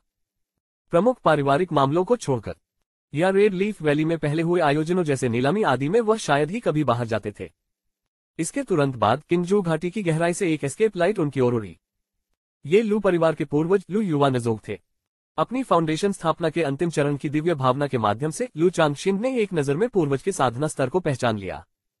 फाउंडेशन स्थापना द्वितीय स्तर। समय को देखते हुए यह उम्मीद के अनुरूप ही था। लू परिवार और चेन परिवार के बीच महान लड़ाई को 7 साल से अधिक समय हो गया था, और उस समय तक लू युवानजोग पहले ही फाउंडेशन स्थापना तक पहुंच चुका था। अब 7 या 8 साल बाद फाउंडेशन स्थापना के प्रथम स्तर से दूसरे स्तर तक आगे बढ़ना काफी सामान्य बात थी। आखिरकार ऊर्जा शोधन की तरह फाउंडेशन स्थापना के प्रथम, द्वितीय और तृतीय स्तर के छोटे क्षेत्रों में अड़चनें नहीं थीं। केवल तीसरे से चौथे स्तर तक अर्थात फाउंडेशन स्थापना के प्रारंभिक से मध्य चरण तक आगे बढ़ते समय ही बाधाओं का सामना करना पड़ा। चौथी चाची, चांगशेन, आप भी यहाँ हैं, क्या कुछ गड़बड़ है? लू युवानजोग ने सभी की ओर देखते हुए पूछा। यद्यपि वह लू परिवार के पूर्वज थे, फिर भी वह निजी तौर पर दिखावा नहीं करते थे। पूर्वज लू मियाओचांग ने तुरंत लू चांगशेन के द्वितीय श्रेणी के तावीज मास्टर बनने की जानकारी लू युवानजोग को दे दी। एक द्वितीय श्रेणी का तावीज मास्टर, बहुत अच्छा, उत्कृष्ट। फाउंडेशन स्थापना पूर्वज लू युवानजोग ने दोहराया, समाचार की प्रशंसा करते हुए उनकी आंखें खुशी से चमक रही थीं। परिवार की स्थापना के पूर्वज के रूप में उन पर दबाव बहुत अधिक था। पूरा परिवार सहायता के लिए उन पर निर्भर था। वह जरा सी भी दुर्घटना बर्दाश्त नहीं कर सकता था। अगर उसे कुछ हो गया तो पूरा परिवार प्रभावित होगा। अब लू चांगशेन के द्वितीय श्रेणी के तावीज मास्टर के रूप में होने से कम परिवार की बाहरी परिस्थितियों में सुधार होगा। आखिरकार रेड लीफ वैली चेन परिवार के साथ सफलता ने ही उन्हें बनाया, और उन्हीं से हार भी मिली। प्रारंभ में red leaf valley market place की स्थापना के लिए चेन परिवार की हार पर भरोसा करके परिवार ने स्पिरिट स्टोन संसाधनों का एक समूह प्राप्त किया, जिससे उन्हें ऊपर की ओर बढ़ने का मार्ग मिल गया। लेकिन इसी वजह से red leaf valley market place को कई ताकतों ने निशाना बनाया। यदि लू परिवार को कोई परेशानी आती तो वे लोग खूंखार बाघों की तरह हमला कर देते। चांगशेन, द्वितीय श्रेणी के तावीज मास्टर के रूप में आपकी उन्नति का आनंदमय अवसर स्वाभाविक रूप से एक भव्य उत्सव का आह्वान करता है, लू युवानजोग ने घोषणा की। क्यों न हम समारोह आयोजित करने के लिए एक शुभ दिन चुने, दूर दूर से मेहमानों को आमंत्रित करें और ठीक से जश्न मनाएं। उन्होंने लू चांगशेन की ओर देखते हुए सुझाव दिया। उनके विचार चौथे एल्डर के विचारों से मेल खाते थे। उन्होंने आशा व्यक्त की कि लू चांगशेन एक भव्य समारोह आयोजित कर इसकी घोषणा दूर दूर तक करेंगे। ये सुनिश्चित करने के लिए कि पड़ोसी परिवारों को पता चले कि लू परिवार के पास द्वितीय श्रेणी का तावीज मास्टर रहता है। ये सुनकर लू चांगशेन ने कुछ नहीं कहा। यदि यह उस पर निर्भर होता तो वह वास्तव में इतना हंगामा नहीं करना चाहता। आखिरकार ये केवल द्वितीय श्रेणी का तावीज मास्टर था। ऐसे वैभव की कोई जरूरत नहीं है। लेकिन चौथे एल्डर लू युवानजोग और लू मियाओचांग को देखकर वह मोटे तौर पर उनके विचारों और अर्थों को समझ गया। लू परिवार की वर्तमान स्थिति के कारण परिवार की प्रतिष्ठा में वृद्धि की आवश्यकता थी। द्वितीय श्रेणी का तावीज मास्टर लू परिवार के लिए प्रतिष्ठा में उल्लेखनीय वृद्धि ला सकता है। पूर्वज, हालांकि मैंने सफलतापूर्वक द्वितीय श्रेणी का तावीज बनाया है, लेकिन सफलता की दर बहुत कम है, इसलिए मैं खुद को सच्चा द्वितीय श्रेणी का तावीज मास्टर नहीं मानता, लू चांगशेन ने कहा। उन्होंने निष्कर्ष देते हुए कहा, इसलिए मेरे विचार से इस भव्य समारोह का मामला अत्यावश्यक नहीं है। एक बार जब मैं द्वितीय श्रेणी के तावीजों से अधिक परिचित हो जाऊंगा और तावीज बनाने में मेरी सफलता दर में सुधार होगा, तो समारोह आयोजित करने में बहुत देर नहीं होगी। लू चांगशेन ने एक क्षण के लिए सोचा। चूंकि यह एक भव्य समारोह था, इसलिए इसमें व्यवधान उत्पन्न हो सकता था, लोग परेशानी पैदा कर सकते थे, उकसावे का काम कर सकते थे, या यहाँ तक कि इस पर सवाल भी उठा सकते थे। यद्यपि वह द्वितीय श्रेणी के तावीज बनाने के कौशल से सुसज्जित था और किसी चुनौती या संदेह से नहीं डरता था। द्वितीय श्रेणी के तावीज मास्टर बनने के तुरंत बाद अपनी उल्लेखनीय क्षमताओं को प्रदर्शित करना अच्छा नहीं होगा। इसलिए वह इंतजार करेंगे और यदि ऐसी स्थिति उत्पन्न होती है तो वह उससे निपटने के लिए बेहतर तरीके से तैयार रहेंगे। ठीक है, चलो चांगशेन के सुझाव का पालन करते हैं। जब आप तैयार हो तो मियाओ चान को बता दीजिएगा। लू युवानजोव ने ये सुनकर अपना सिर हिलाते हुए कहा। उन्हें लू चांगशेन की बातें सही लगी। अच्छा चांगशेन, जब तुम तैयार हो तो मुझे बता देना। लू मियाओचांग ने तुरंत सिर हिलाया और कहा। उन्होंने ये भी बताया कि यदि लू चांगशेन को परिवार की ताबीज बनाने की सामग्री की आवश्यकता होगी तो वे सीधे उनसे बात कर सकते हैं। जहां तक अन्य लाभों की बात है, चूंकि लू चांगशेन पहले से ही एक पारिवारिक बुजुर्ग थे, इसलिए उन्हें आगे पदोन्नत करने का कोई तरीका नहीं था। वे केवल द्वितीय श्रेणी के तावीज बनाने के लिए सामग्री की मासिक आपूर्ति बढ़ा सकते थे। इस पर लू चांगशेन के पास कहने के लिए ज्यादा कुछ नहीं था। वह जानते थे कि एक परिवार के संसाधन सीमित होते हैं और वे उन्हें पूरी तरह से एक व्यक्ति को द्वितीय श्रेणी के तालिस्मन मास्टर के रूप में आगे बढ़ाने में सहायता करने के लिए समर्पित नहीं कर सकते। उस रात, यूनर, तुम्हारे दिमाग में क्या है? लू चांगशेन ने देखा कि उसकी पत्नी लू मियाओयुन विचारों में उलझी हुई थी। पति जी, क्या मैं बेकार हूँ? लू मियाओयुन ने होंठ भींचकर ऊपर देखा और पूछा। ये सुनकर लू चांगशेन को यह अंदेशा हुआ कि आज उसके द्वारा द्वितीय श्रेणी के तावीज मास्टर होने का खुलासा करने से लू मियाओयुन पर दबाव पड़ सकता है, जिससे वह असुरक्षित महसूस कर सकती है, इसलिए वह इसके बारे में और अधिक सोचने से खुद को रोक नहीं सका। उसने तुरंत अपनी पत्नी के नाजुक कंधों को थामकर उसे आश्वस्त किया और कहा, ऐसा कैसे हो सकता है? अगर तुम हमारे घर को इतनी अच्छी तरह से न संभालती तो मैं इतनी आसानी से तावीज पद पर कैसे ध्यान केंद्रित कर पाता? आपको इस बारे में ज्यादा नहीं सोचना चाहिए। हम पति पत्नी हैं और जिंदगी भर साथ साथ आगे बढ़ते रहेंगे। लू चांगशेन ने अपनी पत्नी को गले लगाया और अपनी गर्मजोशी भरी आवाज से उसे सांत्वना दी। आमतौर पर ज्ञानी और समझदार होने के बावजूद घर को अच्छी तरह से प्रबंधित करने वाली बुद्धिमान महिला का प्रतीक। लू चांगशेन को पता था कि लू मियाओयुन वास्तव में अधिक नाजुक और सौम्य स्वभाव की थी। अब उसकी स्थिति का सामना करते हुए उसकी पत्नी होने के नाते उसे कुछ दबाव महसूस हुआ, जिससे उसे आगे सोचने पर मजबूर होना पड़ा। पति। लू मियाओयुन के नम और चमकदार होंठ मुश्किल से खुले थे और वह अपने पति को भूल रही थी। आपके पति यहाँ हैं, हमेशा आपके साथ। किसी बात के बारे में ज्यादा मत सोचिए, अगर आपके मन में कुछ है तो सीधे मुझसे उसके बारे में बात कीजिए।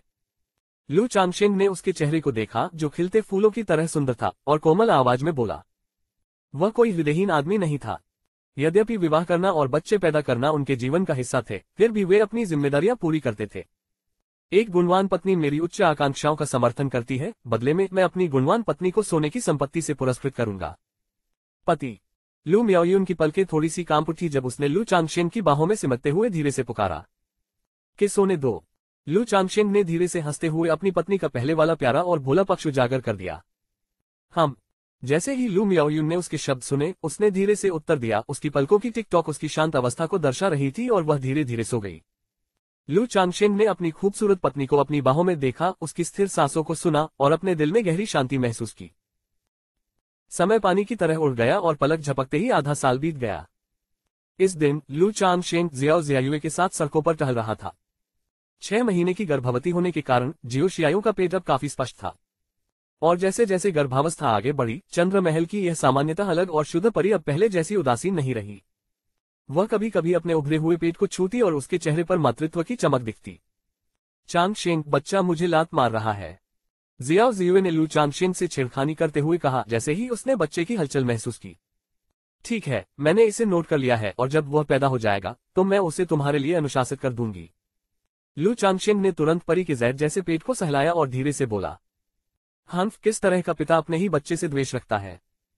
जियो जियू ने जवाब में लू चांगशेन पर चुटकी लेते हुए कहा। यदि कोई मेरी पत्नी को परेशान करेगा तो निश्चित रूप से मैं उससे द्वेष रखूंगा, लू चांगशेन ने गुनगुनाया। तभी एक रहस्यमयी झटका आया, जिसके साथ सिस्टम नोटिफिकेशन की आवाज भी आई। बैकवोट। बधाई हो मेजबान, स्पिरिचुअल रूट्स के साथ 35 वंशजों की गिनती तक पहुंचने के लिए आपने एक लॉटरी अवसर अर्जित किया है। ये रहस्यमय कंपन क्षणिक नहीं था, बल्कि इससे उसके पूरे शरीर में कंपन पैदा हो गया और लू चांगशेन के दिल में अवर्णनीय खुशी भर गई। वह जानता था कि उसकी आध्यात्मिक जड़ ऊपर उठ चुकी है। ये 5वीं श्रेणी के आध्यात्मिक मूल से 4थी श्रेणी के आध्यात्मिक मूल तक उन्नत हो चुका था। इस बच्चे की आध्यात्मिक जड़ कम से कम 5वीं कक्षा की है और संभवतः 4थी कक्षा की भी। लू चांगशेन ने उत्साह से मन ही मन सोचा। इससे पहले उनके केवल 3 वंशज थे, जिनका आध्यात्मिक मूल 6ठा दर्जे का था।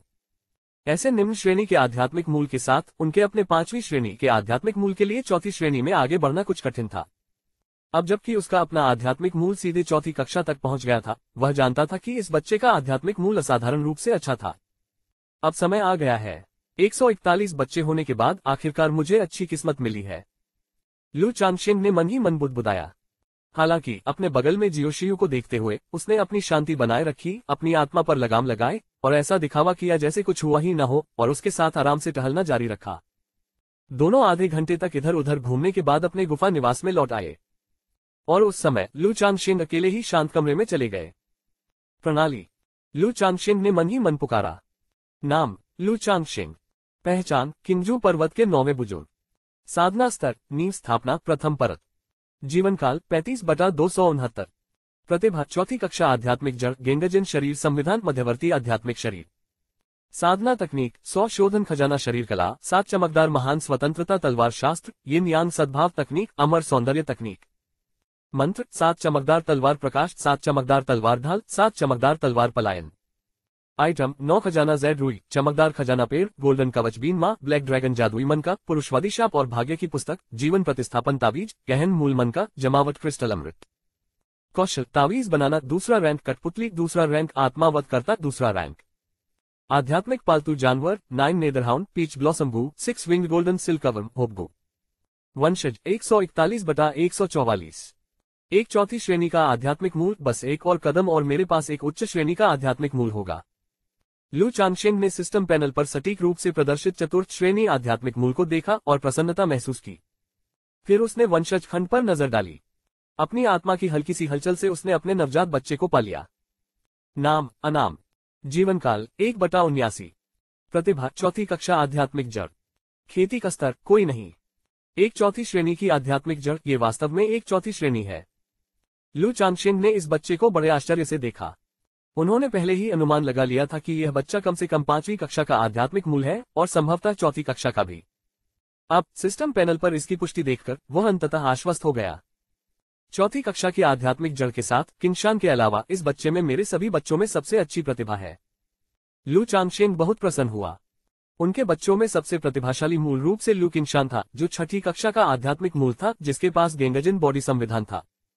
इस बच्चे की चौथी कक्षा की आध्यात्मिक जड़, हालांकि लू किंगशान जितनी अच्छी नहीं थी, फिर भी काफी उत्कृष्ट थी। उनका मानना था कि उनके मार्गदर्शन से इस बच्चे को भविष्य में फाउंडेशन एस्टेब्लिशमेंट प्राप्त करने में कोई परेशानी नहीं होगी। एक चतुर्थ श्रेणी आध्यात्मिक मूल, अगर मैं चाहूं तो मैं उसे बाद में एक अमर संप्रदाय में भेजने पर भी विचार कर सकता हूं। लू चांगशेंग ने मन ही मन सोचा। यद्यपि वह स्वयं बच्चे का पालन पोषण करने में सक्षम महसूस करते थे, फिर भी उन्होंने विविधता लाने के विचार पर भी विचार किया। कुछ बच्चों को वह घर पर ही विकसित कर सकता था तथा अन्य को अमर संप्रदायों में भेज सकता था। इस दृष्टिकोण से न केवल संसाधनों की बचत हुई तथा बच्चों के लिए बेहतर विकास वातावरण उपलब्ध हुआ, बल्कि परिवार के संपर्कों का नेटवर्क भी विस्तारित हो सका। इसके अलावा किंगयुन संप्रदाय में एक बच्चे को भेजने का मतलब होगा कि जियोशियुए उनकी देखभाल में मदद कर सकता है।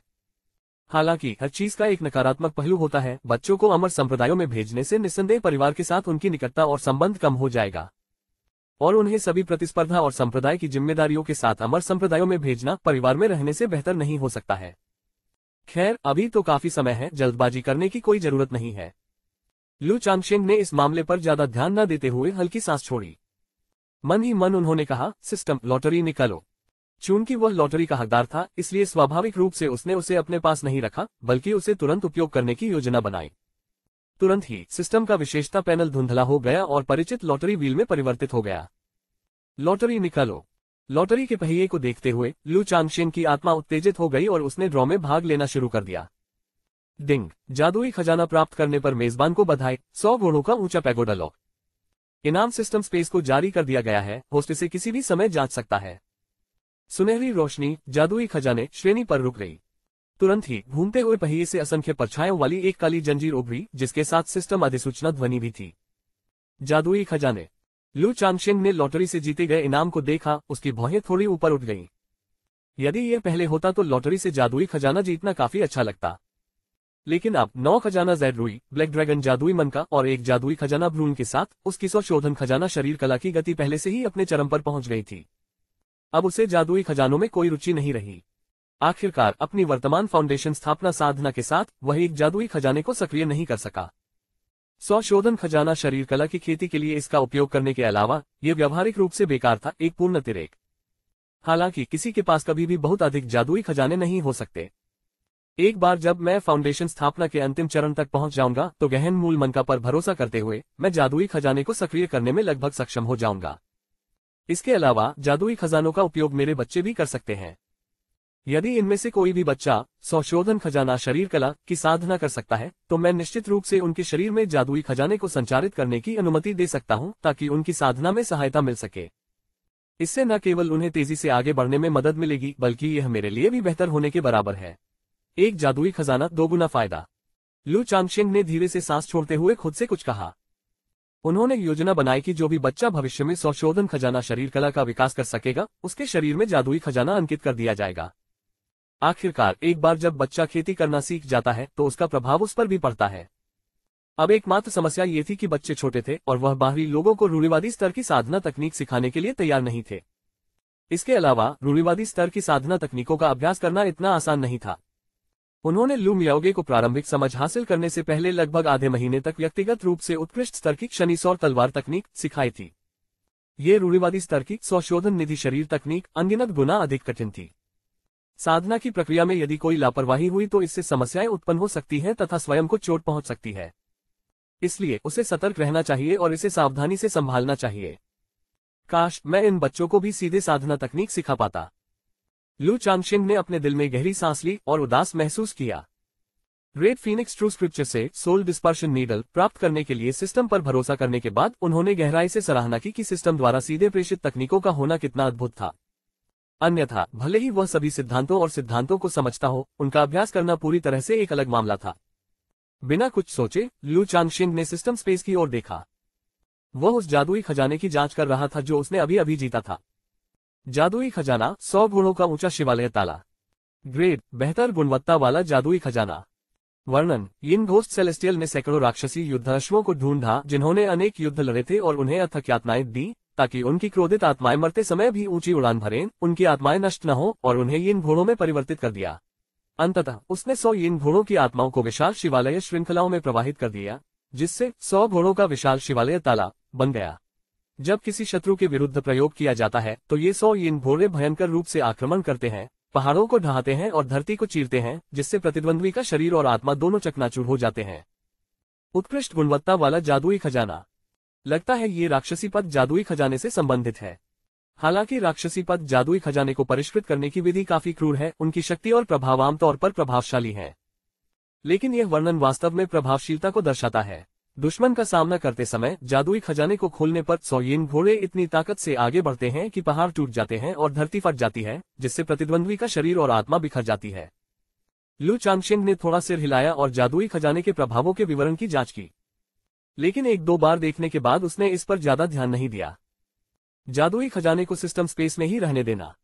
उन्होंने निर्णय लिया कि भविष्य में जब इसकी आवश्यकता होगी तो वे इसे निकाल लेंगे। मुझे आश्चर्य है कि मेरी चौथी कक्षा की आध्यात्मिक जड़ में पहले की तुलना में कितना सुधार हुआ है। लॉटरी ड्रॉ के बाद लू चांगशेंग को अपनी हाल ही में उन्नत चौथी कक्षा की आध्यात्मिक जड़ के बारे में सोचते हुए उत्साहहीनता महसूस हुई। उन्होंने तुरंत अपनी आंखें बंद कर ली और ध्यान में बैठ गए। उनका हृदय स्वर्ग की ओर खुला था और वे 7 प्रकाशवान महान स्वतंत्रता तलवार शास्त्र का पाठ कर रहे थे। 1 घंटे तक साधना करने के बाद लू चांगशेंग ने अपनी आंखें खोली और एक गंदी सांस छोड़ी। हाल ही में की गई खेती से उन्हें स्पष्ट रूप से महसूस हो रहा था कि उनकी खेती की गति में सुधार हुआ है, पहले की तुलना में लगभग 30%। यद्यपि ये केवल 30% था, फिर भी ये प्रभाव पहले से ही काफी उल्लेखनीय था। इससे उनकी साधना की गति में उल्लेखनीय वृद्धि हुई। इसके अलावा साधना की गति के अलावा एक श्रेष्ठ आध्यात्मिक मूल होने से बाधाओं को तोड़ना भी आसान हो गया। हालांकि चौथी श्रेणी की आध्यात्मिक जड़ केवल छोटी मोटी बाधाओं में ही मदद करती है। मेरी वर्तमान स्थिति के लिए इसका भविष्य में कोर फॉर्मेशन की प्रमुख बाधा पर कोई उल्लेखनीय प्रभाव नहीं पड़ेगा। यदि मैं कोर फॉर्मेशन से पहले अपने आध्यात्मिक मूल को स्वर्गीय आध्यात्मिक मूल तक बढ़ा सकूं तो आगे बढ़ने में कोई बाधा नहीं आएगी। लू चांगशेंग ने मन ही मन सोचा। वह उस दिन का बेसब्री से इंतजार कर रहा था जब उसे भाग्य का आशीर्वाद मिलेगा और वह एक स्वर्गीय आध्यात्मिक मूल वाले बच्चे को जन्म देगा। इस तरह उसकी आध्यात्मिक जड़ एक ही झटके में पूर्ण हो जाएगी, जिससे उसे धीमी गति से पीसने से छुटकारा मिलेगा। इन अव्यावहारिक कल्पनाओं को दूर करने के लिए अपना सिर हिलाते हुए लू चांगशेंग ध्यान कक्ष से बाहर निकल गया। कुछ देर तक जियो शियू के साथ बातचीत करने के बाद वह गुफा से बाहर निकल गया और लू परिवार के आध्यात्मिक तावीज की दुकान पर चला गया। पापा। तीसरी मंजिल पर पहुंचने पर लू किंगजू, जो चुपचाप एक किताब पढ़ रही थी, ने लू चांगशेंग को देखा और प्यार से पुकारा। छोटी झू, तुम्हारी माँ कहाँ है? लू चांगशेंग ने अपनी बेटी को अकेला देखकर एक सौम्य मुस्कान दिखाए और पूछा। उसकी बेटी अब 6 साल की हो गई थी और दिखने में और भी प्यारी हो गई थी। उसके गोल मटोल और शिशु जैसे मुलायम गालों को देखकर वह उन्हें चुटकी काटने से खुद को रोक नहीं सका। माँ कमरे में ताबीज बना रही हैं। लू किंजू ने मीठी दूधिया आवाज में कहा। लू चांगशेन को अंदाजा था कि जरूर कोई ग्राहक होगा जिसने कोई खास ताबीज मंगवाया होगा या उसे उसकी जरूरत होगी, इसलिए उसने लू म्याओगे को परेशान नहीं किया। वह अपनी बेटी के पास जाकर बैठ गया और पूछा, छोटी झू, तुम क्या देख रही हो? पिताजी, देखो। लू क्विंजू ने अपने हाथ में थामा हुआ एल्बम लू चांगशेन को सौंप दिया। यह एक फोटो एल्बम है। अंदर एक जंगल है जिसमें सभी प्रकार के आध्यात्मिक जानवर रहते और खेलते हैं। चूंकि यह छोटे बच्चों के ज्ञानवर्धन के लिए है, इसलिए ये आध्यात्मिक जानवर अपेक्षाकृत सौम्य और मनमोहक है। वहां कोई भी क्रूर और भयानक राक्षस जानवर नहीं होगा। छोटे झू, क्या तुम जानते हो कि यह क्या है? लू चांगशेन ने एक बैंगनी तोते की ओर इशारा करते हुए पूछा। लू किंजू ने एक चकित और प्यारी अभिव्यक्ति के साथ अपना सिर हिलाया। फिर उसने अपनी मासूम बड़ी आंखों से लू चांगशेन को देखा, उसके द्वारा इसका परिचय दिए जाने की प्रतीक्षा में।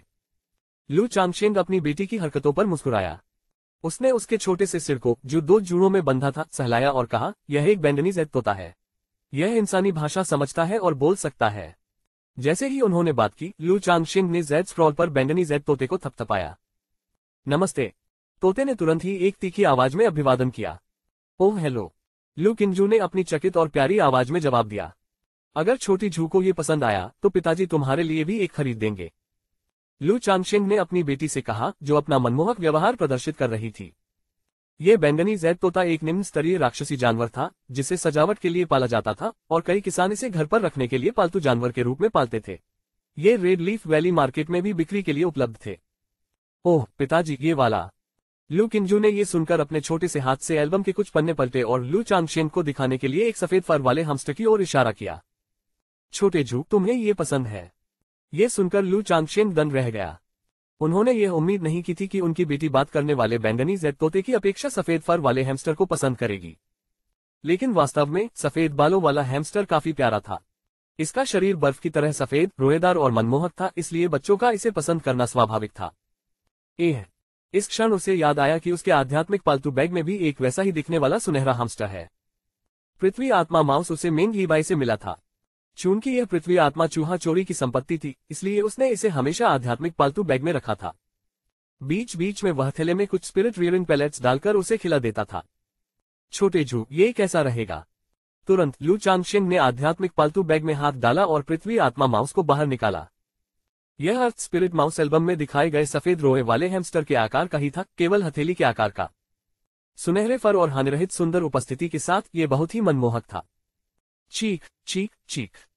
पृथ्वी आत्मा चूहा, जिसने आध्यात्मिक पालतू बैग में 3 साल से अधिक समय तक ताजी हवा में सांस नहीं ली थी, अंततः फिर से दिन का प्रकाश देख रहा था और खुशी से पुकारने लगा। ओह, एक चूहा। मनमोहक पृथ्वी आत्मा माउस को देखकर लू किंजू की चमकती आंखें और भी चौड़ी हो गईं। उसका छोटा सा सिर थोड़ा आगे की ओर बढ़ा और वह पृथ्वी आत्मा चूहे को करीब से देखने के लिए झुकी। अपने आप से व्यवहार करें। लू चांगशेन ने हैमस्टर को पकड़कर उसे कुछ बार सहलाया और पशु नियंत्रण टोकन के माध्यम से पृथ्वी आत्मा माउस को अपने विचार बताए। उसे स्पष्ट रूप से याद था कि इस पृथ्वी आत्मा चूहे के पास आध्यात्मिक बुद्धि की कोई छोटी मात्रा नहीं थी। ये भी जानता था कि किसी को दत्तक पिता के रूप में कैसे स्वीकार किया जाए। चीख चीख चीख। पृथ्वी आत्मा माउस ने तुरंत लू चांगशेन को जवाब दिया। बैकवोट।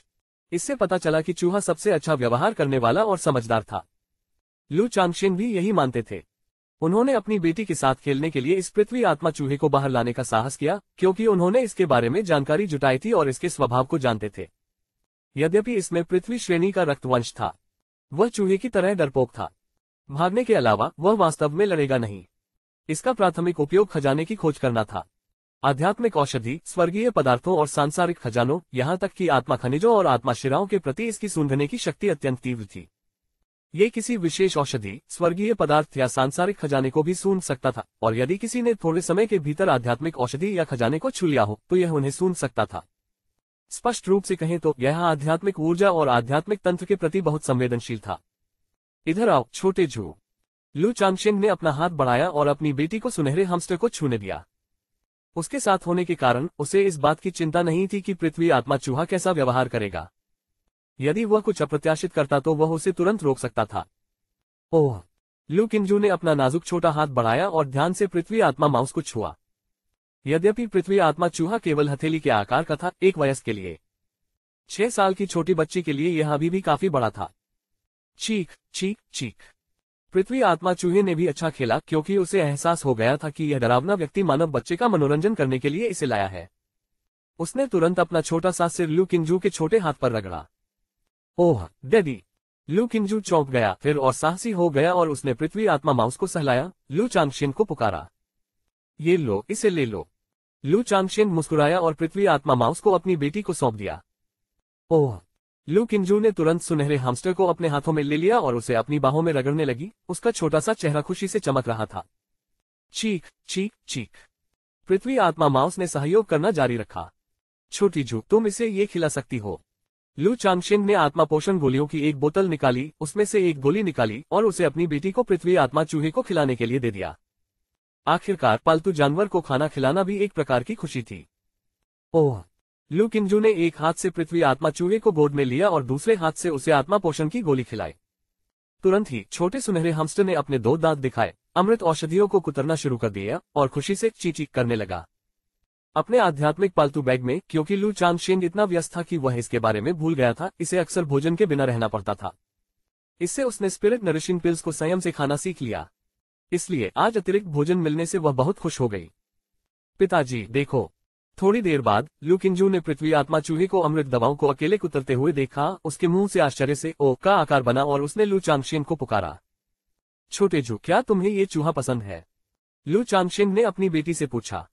अगर उसकी बेटी ने कहा कि उसे यह पसंद है, तो वह ये पृथ्वी आत्मा माउस लू किंजू को दे देगा। आखिरकार ये तो उनके पास बिना इस्तेमाल के पड़ा हुआ था, इसलिए बेहतर होगा कि यह उनकी बेटी का साथी बन जाए। उनकी बेटी अपना अधिकांश समय किंजू पर्वत पर बिताती थी और कभी कभार ही रेड लीफ वैली मार्केट जाती थी। उसे मेन लीवाई के झूठे कोर एल्डर द्वारा निशाना बनाए जाने की चिंता करने की जरूरत नहीं थी। आखिरकार यदि एल्डर वास्तव में पृथ्वी आत्मा माउस के माध्यम से उसका पता लगा सकता, तो वह पहले ही ऐसा कर चुका होता। इसके अलावा हालांकि पृथ्वी आत्मा चूहे दुर्लभ हैं, लेकिन वे इतने दुर्लभ नहीं हैं कि लोग उन्हें देखकर बहुत अधिक सोचें। पिताजी जैसे। लू किंजू ने अपने हाथ में पृथ्वी आत्मा माउस को देखा, फिर लू चांगशिन की ओर मुड़ी। उसकी चमकती आंखें स्नेह से भरी हुई थीं। चूंकि ऐसा है तो डैडी इस छोटे चूहे को मेरी छोटी जू को दे देंगे। लू चांगशिन ने मुस्कुराते हुए कहा। ओह धन्यवाद पिताजी। ये सुनकर लू किंजू के छोटे से चेहरे पर खुशी झलक उठी। फिर उसने हैमस्टर को नीचे रखा, खड़ी हुई और अपनी दोनों बाहें लू चांगशिन की ओर बढ़ा दी। ये देखकर लू चांगशिन ने अपनी बेटी को उठा लिया। मुआ। एक बार उठाए जाने के बाद लू किंजू ने तुरंत अपने पिता के चेहरे पर एक जोरदार चुंबन दिया। वह जानती थी कि उसके पिता अपना स्नेह दिखाने के लिए उसके गालों को चूमना पसंद करते हैं, इसलिए उसने अपना स्नेह दिखाने के लिए लू चांगशिन को चूमा। हा, कितनी अच्छी लड़की है मुआ। लू चांगशिन ने दिल खोलकर हंसते हुए अपनी बेटी के गोल मटोल गालों को कुतरना शुरू कर दिया। चांगशिन, तुम वापस आ गए। तुम्हें इतनी खुशी किस बात से हो रही है? इसी समय तावीज कक्ष का दरवाजा खुल गया। लू मियाओगे बर्फ सी सफेद पोशाक पहने, सौम्य और सुंदर चेहरा लिए बाहर चली गईं। पिता और पुत्री को इतना खुश देखकर बोलते समय उसके चेहरे पर एक सुंदर मुस्कान आ गई। हे अपनी प्यारी बेटी और पत्नी को देखकर स्वाभाविक रूप से मुझे खुशी होती है। लू चांगशिन ने मुस्कुराते हुए कहा। अब आप पिता बन चुके हैं, फिर भी आप इतने चालाक हैं। लू मियाओगे ने चुटकी लेते हुए जवाब दिया और स्नेहपूर्वक लू चांगशिन की ओर आंखें घुमाते हुए मीठी मुस्कान बिखेरी। ओह मम्मी चूहा। उस समय लू चांगशिन की बाहों में लू किंजू ने पृथ्वी आत्मा माउस की ओर इशारा किया, जिसने आत्मा की गोली को कुतरना समाप्त कर दिया था, और लू मियाओगे को बुलाया। माउसी। लू मियाओगे ने बगल की ओर देखा और तुरंत पृथ्वी आत्मा माउस को देखा। एक पल के लिए इसकी जांच करने के बाद वह लू चांगशिन की ओर मुड़ी और आश्चर्य से पूछा, क्या ये एक खोजी आत्मा चूहा है? साधना जगत में खजाना खोजने की क्षमता वाले अनेक आध्यात्मिक जानवर थे। ये कृंतकों में विशेष रूप से आम थे। उनकी एक जैसी शक्ल के कारण उनमें अंतर करना मुश्किल था। इसलिए कई लोग इन खजाने की खोज करने वाले कृंतक आध्यात्मिक जानवरों को सामूहिक रूप से खोजी आत्मा चूहों के रूप में संदर्भित करते हैं। ये सही है, यह एक सीकिंग स्पिरिट माउस है। मैंने पहले एक स्टॉल पर इस सीकिंग स्पिरिट माउस को देखा था और बाद में खजाने की तलाश के लिए इसे खरीदने के बारे में सोचा था, लेकिन फिर मुझे एहसास हुआ कि मैं शायद ही कभी घर से बाहर निकलता हूँ। अभी ये देखकर कि छोटी जू को इस प्रकार का हैमस्टर पसंद है, मैंने उसे एक साथी के रूप में देने का फैसला किया। लू चांगशिन ने बिना किसी छिपाव के सिर हिलाया और समझाया। आखिरकार सीकिंग स्पिरिट माउस वंश से स्पिरिट माउस को पहचानना आसान है। उनके पास आमतौर पर सुनहरा फर होता है और वे हथेली के आकार के होते हैं। ये तो बर्बादी है। कौन अपनी बेटी को तुम्हारी तरह बिगाड़ता है, उसे एक सीकिंग स्पिरिट माउस को खेलने के लिए देता है। लू मियाओगे ने ये सुनकर फटकारते हुए कहा। खोजी आत्मा चूहों में युद्ध क्षमता की कमी हो सकती है, लेकिन केवल उनके खजाने की खोज के प्रभाव ने ही कई परिवारों और शक्तियों को उन्हें प्राप्त करने के लिए उत्सुक बना दिया। इसलिए खजाना खोजने की क्षमता वाले आध्यात्मिक जानवरों का आमतौर पर बहुत महत्व होता था। हालांकि वह नहीं जानती थी कि लू चांगशेंग ने कितने स्पिरिट स्टोन खर्च किए थे, लेकिन उसे लगा कि यह एक बहुत बड़ा खर्च था। जब तक छोटी झू खुश है, यही सब मायने रखता है, लू चांगशेंग ने मुस्कुराते हुए कहा। जब छोटी झू बड़ी हो जाएगी और साधना शुरू करेगी, तो कौन जाने उसे इस खोजी आत्मा चूहे के साथ कुछ खजाने मिल जाएं। हर साल किंजू पर्वत पर आध्यात्मिक मूल परीक्षण समारोह आयोजित किया जाता था। इस वर्ष लू किंजू का समारोह में परीक्षण किया गया और पाया गया कि उनमें 7वीं श्रेणी की आध्यात्मिक जड़ है, जिससे लू युवानडिंग और लू मियाओगे दोनों को राहत मिली। उन्हें डर था कि बच्चे का कोई आध्यात्मिक आधार नहीं होगा और उसे साधारण जीवन जीने के लिए भेजना पड़ेगा। लू किंशान ने अपनी आध्यात्मिक जड़ योग्यता का भी परीक्षण किया था, लेकिन ऐसा लग रहा था कि किंजू पर्वत का परीक्षण क्रिस्टल बहुत घटिया था, क्योंकि यह केवल आध्यात्मिक जड़ की उपस्थिति की पुष्टि करता था, और लू किंशान के गेंगजिन बॉडी संविधान का पता लगाने में विफल रहे। इस संबंध में लू चांगशेंग ने सिद्धांत दिया कि परीक्षण क्रिस्टल की खराब गुणवत्ता के अलावा यह इसलिए भी था क्योंकि लू किंशान की गेंगजिन बॉडी संविधान अभी भी बढ़ रही थी। बस उसे लाड़ प्यार करते रहो। लू मियाओगे मुस्कुराए और अपना सिर हिलाया, फिर कुछ नहीं बोली। चूंकि उसके पति ने अपनी बेटी को एक खेलने वाली साथी दे दी थी, इसलिए एक मां होने के नाते वह स्वाभाविक रूप से मना नहीं कर सकी। इसके अलावा जब लू किंजू बड़ी हो जाएगी तो शायद वह पृथ्वी आत्मा माउस की मदद से कुछ खजाना पा सकेगी। माँ। लू किंजू ने पृथ्वी आत्मा चूहे की ओर इशारा किया और उसकी मां को पुकारा। ओह, कितना प्यारा सा चूहा है, क्या छोटे झू को ये पसंद आएगा? ये देखकर लू मियाओगे तुरंत अपने चेहरे पर एक सौम्य मुस्कान के साथ आगे आए। उसने करीब से देखने के लिए अर्थ स्पिरिट माउस को भी उठाया। वह देखना चाहती थी कि यह मध्यम श्रेणी का गोल्ड सीकिंग माउस है या उच्च श्रेणी का सीकिंग स्पिरिट माउस। मुझे ये पसंद है, लू किंजू ने अपनी बचकानी आवाज में कहा। अगर तुम्हें ये पसंद है तो छोटे झू को इसकी अच्छी देखभाल करनी होगी, ठीक है? लू मियाओगे ने अपनी बेटी को बताया। ठीक है, लू किंजू ने जोर से सिर हिलाया। अपनी बेटी के साथ थोड़ी देर बातचीत करने के बाद लू मियाओगे ने लू चांगशेन को अपनी देखभाल करने दिया। वह उस ताबीज को देने गई जिसे उसने अभी अभी बनाकर तैयार किया था। लू चांगशेन ने अपनी बेटी को छोटे हैमस्टर को पकड़े हुए उसे हर कोण से देखते हुए देखा और उसे खिलाने और उसके साथ खेलने के लिए स्पिरिट नर्चरिंग पिल्स की एक बोतल दी। थोड़ी देर बाद लू मियाओगे वापस आ गया। उसने अपनी शालीन और शांत बेटी को लू चांगशेन के साथ बेकार की बातें करते हुए देखा। चांगशेन, अब आप थंडर फायर ताबीज से कितने परिचित हैं? उसी समय लू मियाओगे ने पूछा। मैं लगभग 40 या 50% आश्वस्त हूँ, लू चांगशेन ने जोर से कहा। कि तेजी? लू मियाओगे ने अपने चेहरे पर आश्चर्य और प्रसन्नता के भाव व्यक्त किए। ये सफलता दर कम नहीं थी। आखिरकार द्वितीय श्रेणी का निम्न श्रेणी का तावीज 20 गुना लाभ दे सकता है। यहां तक कि 10 या 20% की सफलता दर के साथ भी कोई व्यक्ति मोटे तौर पर पैसा कमा सकता है। बेशक इसमें दिनों और महीनों में संचित अभ्यास की गणना नहीं की गई थी। लू मियाओगे की तरह, जो वर्तमान में द्वितीय श्रेणी के तावीजों का अभ्यास कर रही थी, वह प्रतिदिन केवल एक बार ही अभ्यास करती थी, जब वह अपनी सर्वोत्तम स्थिति में होती थी। आखिरकार 20 से अधिक स्पिरिट स्टोन्स के अभ्यास की लागत वास्तव में दिल दहला देने वाली थी। भले ही लू परिवार का तावीज कागज उनके अपने जेड स्पिरिट बांस से बना था, जिसमें केवल सामग्री की कीमत ही खर्च हुई थी, फिर भी ये दर्दनाक था। ये ठीक है ना? मैं हर महीने थोड़ा थोड़ा सुधार कर रहा हूँ, लू चांगशेन ने मुस्कुराते हुए कहा। हर महीने कौन प्रगति करता है? लू मियाओगे को अपने पति की बातें कुछ हद तक प्रभावित कर गईं। तावीज बनाने में खेती की तरह अक्सर ऐसी रुकावटें आती हैं जो जीवन भर बिना प्रगति के रह सकती हैं। इससे भी बदतर बात यह है कि यदि किसी की मानसिकता प्रभावित हो जाए तो वह तावीज पथ पर वापस जा सकता है।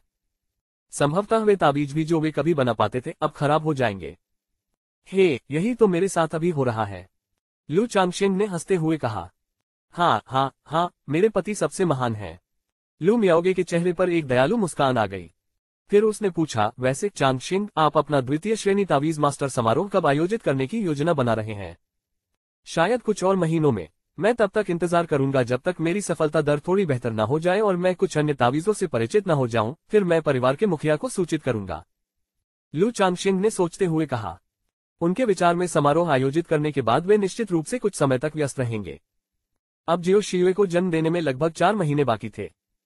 अगर वह लू परिवार को अभी सूचित करता तो निमंत्रण तैयार करने और भेजने में लगभग 1-2 महीने लग जाते।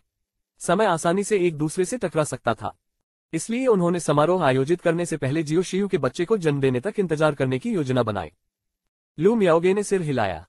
वह जानती थी कि तावीज पत अन्य कौशलों के समान है, एक बार एक प्रकार के तावीज में निपुणता प्राप्त करने के बाद अन्य में भी महारत हासिल करना बहुत आसान हो जाएगा।